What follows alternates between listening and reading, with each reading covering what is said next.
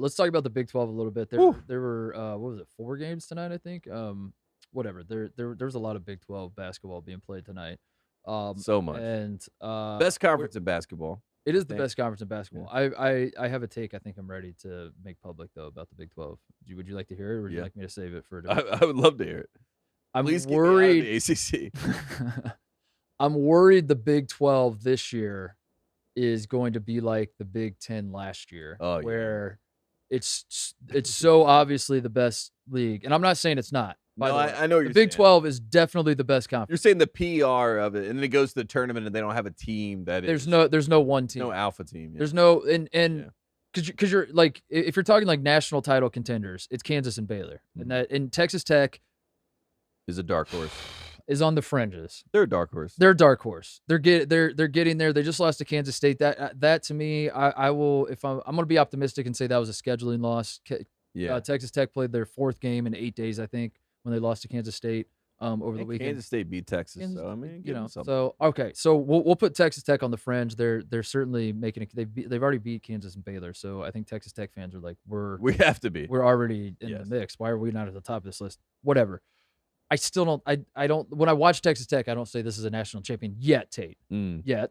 Kansas and Baylor are interesting because I do think they're both good enough to win a national championship, obviously. Kansas is my pick to win the title. But neither one of these teams, like Baylor, I'm ready to definitively say Baylor is not better than last year's team. No. I floated the idea of maybe someday potentially having a discussion. That was our first King of the Mountain, I think.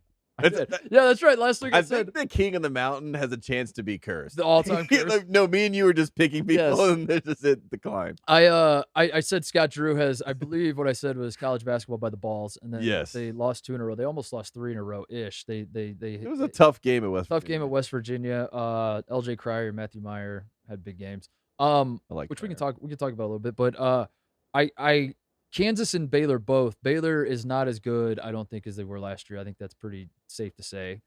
And this Kansas team to me does not jump out as like a team that I'm going to remember in 20 years when I think back on the Bill Self era at Kansas.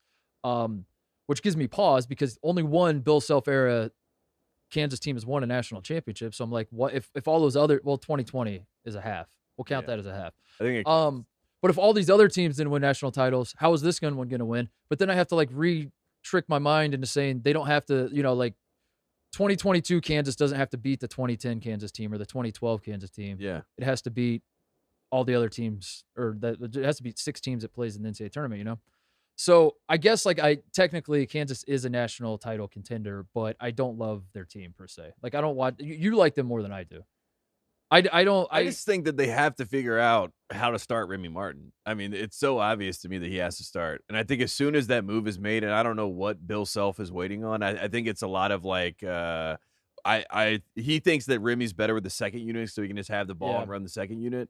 But for that team He's to been go hurt like the last couple games, right? Yeah. Like he came but, back. Yeah. But they had DeJuan Harris is like starting over him, and it feels like, Christian Brown can slide to the 2 and Remy can be the 1. And then I think that I don't know. To me, that is the 5 that it will eventually be. Maybe it just happens in crunch time. Like he doesn't actually start, but in crunch time, that's the 5 that's out there. Yeah. Because then I'm more prone to really believe in this team. And McCormick, he's regressed. But he's regressed. If he can play at a serviceable level, which is like to mean he can match up with Kofi or match up with Oscar or whatever, then I think that's all they really need is him to be serviceable. He doesn't have to be a star.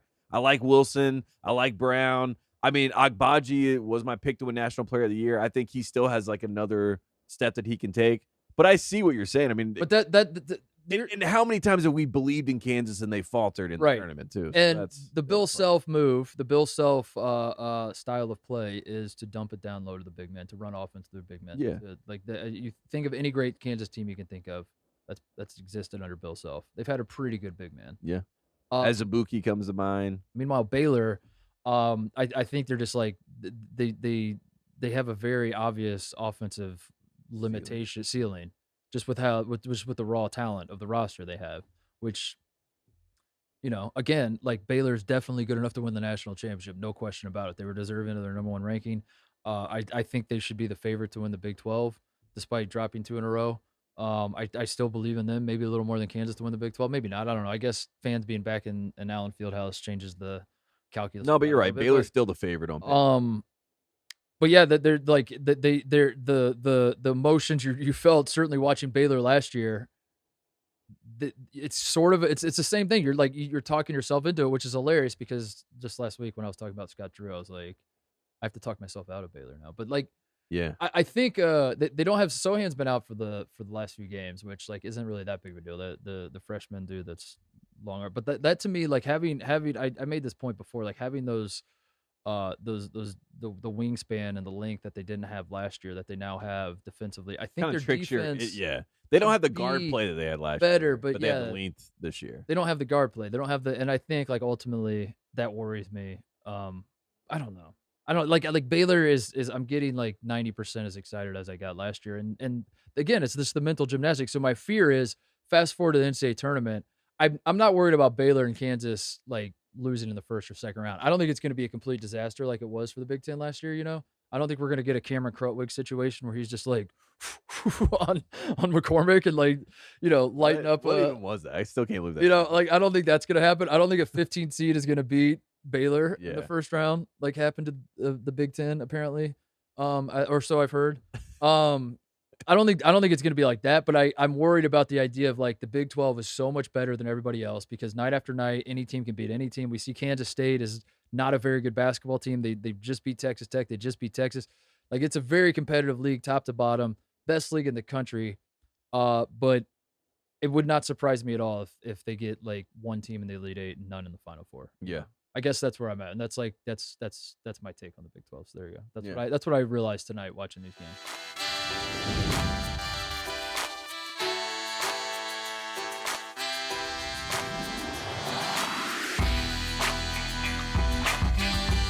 Hey there, thanks for watching Titus and Tate. For the full friend of the program experience, subscribe right below and come join us for all things college basketball. The action is heating up. Come join Titus and Tate.